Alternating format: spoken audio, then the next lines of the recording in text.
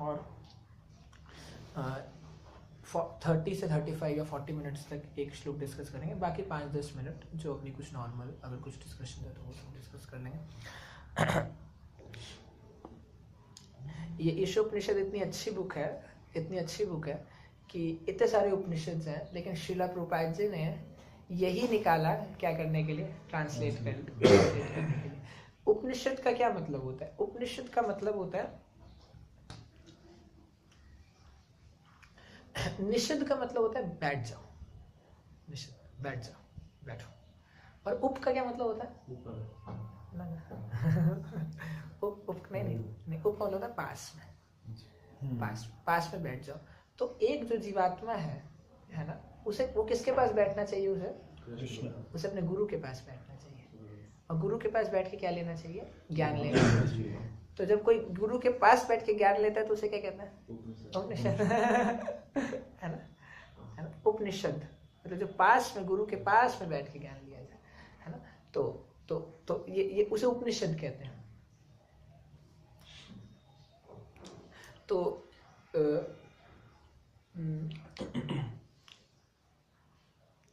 तो ये ईशोपनिषद भी ना इतनी अच्छी बुक है। मैं बता रहा था कि ईशोपनिषद में जो श्लोकास हैं, ये भी ना हमारी कृष्णा कॉन्शियसनेस जो सोसाइटी है, या जो हमारी भक्ति है, या जो हमारी भक्ति का भाव है ना, उसका ना बेस बनाती है, बेस, है ना।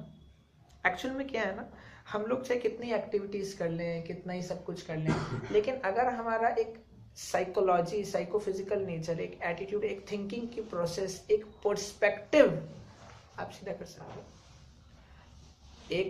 एक पर्सपेक्टिव अगर कृष्णा कॉन्शियस नहीं है, हमारी देखने की दृष्टि अगर चीजों को भक्ति में नहीं है, तो फिर हम आगे की लाइफ में क्या होगा, काफी फ्रस्ट्रेट होने लगेंगे, है ना।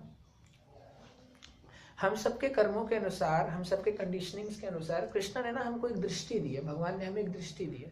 हम जो अब इस संसार में जो भी चीजें ऑब्जर्व कर रहे हैं ना, वो एक पर्टिकुलर दृष्टि से ऑब्जर्व कर रहे हैं। एक्चुअल में हम सब ने चश्मा पहन रखा है ना। तो वस्तु एक ही है, लेकिन हम अलग अलग दृष्टि से क्या करते हैं, उसे ऑब्जर्व करते हैं हमारी कंडीशनिंग्स के कारण, है ना। और भक्ति में भी क्या, भक्ति में भी एक हमें चश्मा ही मिलता है। देखो किसका चश्मा मिलता है? वो भक्ति का चश्मा मिलता है, वो कृष्णा का चश्मा मिलता है, एप्रिसिएशन का चश्मा मिलता है। एक भक्त भी वही वस्तु देखता है, लेकिन एक बिल्कुल ही डिफरेंट एंगल से देखता है।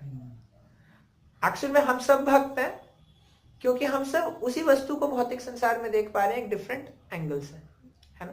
तो अभी क्या है, अभी जो भौतिक संसार में लोग होते हैं उनका एंगल बिगड़ गया, इसीलिए उनको आप कितनी अच्छी चीज भी दिखा दो वो दुखी रहेंगे, क्योंकि व्यक्ति का क्या खराब है, व्यक्ति की आंखें खराब है, इसीलिए वो सेटिस्फाइड नहीं है ना।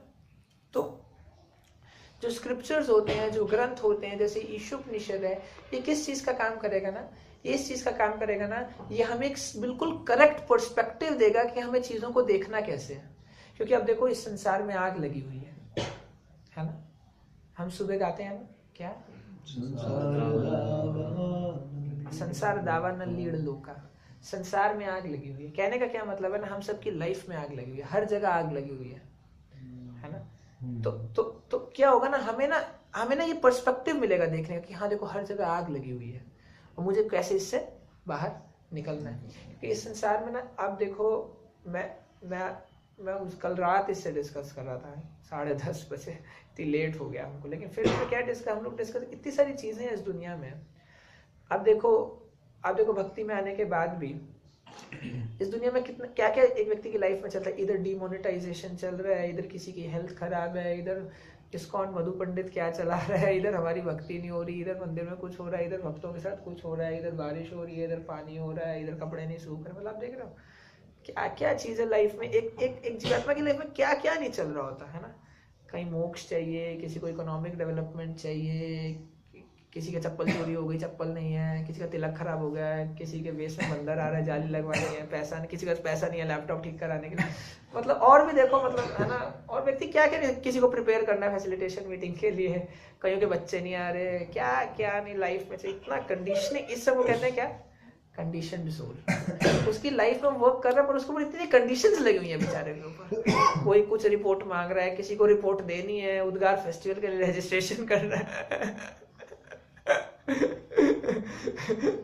बेस क्लीन करवाना, किसी के पास जाना है ना, किसी से मिलना, ये मतलब इतनी चीज नहीं। तो मैं अपना बता रहा हूँ ऐसे आपको, लेकिन हर किसी के ऑफिस होगा, किसी के पैसे अटके पड़े हैं कुछ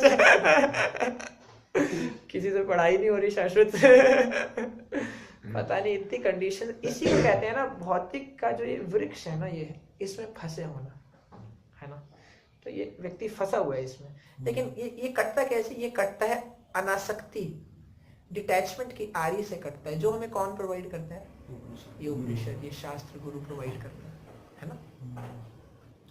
तो कितना इंपॉर्टेंट है हमारे जीवन में ये शास्त्र पढ़ना, कि मैं आपको बता रहा हूँ, अगर आप ये ईशोपनिषद भी अच्छे से समझ जाते हो ना, क्या पूरी आप अगर आज का ही जो हम इन्वोकेशन मंत्र हम समझ जाते हैं, पहला श्लोक दूसरा श्लोक ही समझ जाते हैं, केवल इस बेसिक्स को भी हमेशा याद रखते अपनी लाइफ जीते हैं ना।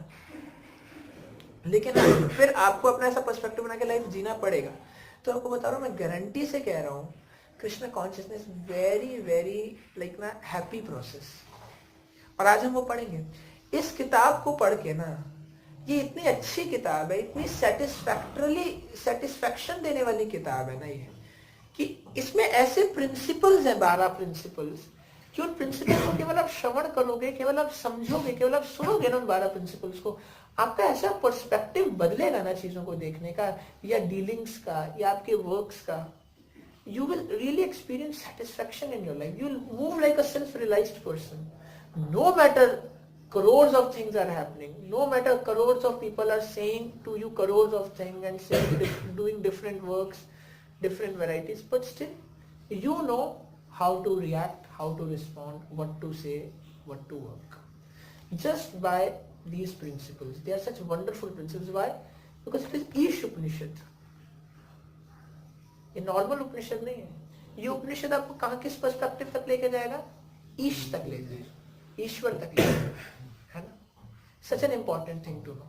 और हम लोग इसको समझते नहीं है ईश उपनिषद को, और फिर इवन भक्ति की एक्टिविटीज में लग भी जाते हैं, लेकिन फिर क्या होता है, आगे आने वाले समय में उस भक्ति की एक्टिविटीज में हमारे अपने इच्छाओं का मिश्रण आ जाता है ना, या अपनी कंडीशनिंग्स का मिश्रण आ जाता है, फिर हम अपनी कंडीशन लगा के भक्ति करते हैं, है ना। लेकिन इसको समझेंगे तो हम क्या कर पाएंगे? बिल्कुल शुद्ध भक्ति कर पाएंगे, है ना। It's such an important book. और इसका एक एक प्रिंसिपल ऐसा ना, आप पढ़ के आपको सेटिस्फेक्शन मिलेगा, आह देखो कितनी अच्छी बात है, और एंटिसिपेशन आएगा एक भक्ति करने के लिए, है ना। ये उपनिषद है। और वास्तविकता में ये तो गुरु का काम ही होता है, ये तो शास्त्रों का काम ही है।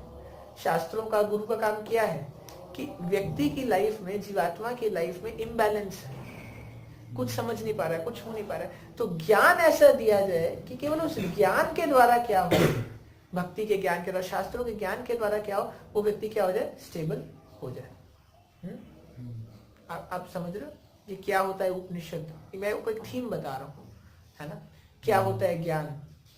तो सारे ज्ञान के बाद क्या होना चाहिए? सारे ज्ञान के बाद हमारी लाइफ में क्या आना चाहिए? थोड़ा हल्का होना चाहिए हमें, है ना। हमारी लाइफ में स्टेबिलिटी आनी चाहिए, है ना। तो ये वैसा ज्ञान है ईशोपनिषद का ज्ञान। और आप देखोगे एक एक प्रिंसिपल इसका ऐसे, है ना। तो पहला प्रिंसिपल क्या है इसका? ये इन्वोकेशन मंत्र है ना। तो आज हम इन्वोकेशन मंत्र ही डिस्कस करेंगे, और मंत्रावन थोड़ा सा बस मैं बता दूंगा, है ना। ठीक है। और इतना अच्छा देखो इसमें क्या लिखा है, आप बोलो, ओम पूर्णाम अदह पूर्णाम इदम। कहने का मतलब है ओम शब्द जो यहाँ पे है, ये सूचित कर रहा है भगवान को, जो कि अपने आप में परफेक्ट है। अब देखो कह रहे ओम पूर्णम, पूर्णम मतलब परफेक्टली कंप्लीट। ओम जो कंप्लीट होल है, कंप्लीट होल मतलब जो भगवान है वो क्या है? वो पूर्ण है, मतलब पूर्णम मतलब ही हैज एवरीथिंग। अदह पूर्णम इदम। अब पहले ही दो शब्दों को देखो, ओम पूर्णम। अब देखो ओम पूर्णम शब्द से हमें क्या समझा? देखो इस संसार में ना जीवात्मा जो है, हम लोग जो है ना, हम लोग तड़प रहे हैं। पता है क्यों तड़प रहे हैं? हम लोग इसलिए तड़प रहे हैं क्योंकि हमको लगता है ना यार कोई होप नहीं है। कई बार लोग इतनी समस्या में आ जाते हैं और लोग इतनी समस्या में हैं, उनको लगता है कोई होप नहीं है दुनिया में, कोई अच्छा नहीं है आदमी। इतना ट्राई करते हैं, इतना ट्राई करते हैं, इतना ट्राई करते हैं ना, बाद में फ्रस्ट्रेट हो जाते हैं। और फ्रस्ट्रेट होने के बाद उनको क्या लगता है, उनको लगता है मेरा कुछ नहीं हो सकता। कई बार लोग बीमार हो जाते हैं अब बीमार होने के बाद कहते हैं तो मेरा कुछ नहीं हो सकता, मैं बीमार हो गया क्यों? हाँ, ऐसा भी होता है कई बार तो जी मेरी बीमारी लाइलाज है और सही में, और ना एक्चुअली में ना हंसने की बात नहीं है, ऐसा हमको भी लगता है ना। भक्ति में ऐसे ही लगता है ना, यार प्रभु जी इतना हम ट्राई कर रहे हैं, इतना ट्राई कर रहे हैं, इतना ट्राई कर रहे हैं, कुछ नहीं हो रहा है। लेकिन एक्चुअली में ये शब्द क्या बता रहे हैं, ये शब्द ओम पूर्णम नहीं, ऐसा नहीं है। आप ध्यान रखो कि इस दुनिया में एक व्यक्ति एग्जिस्ट करता है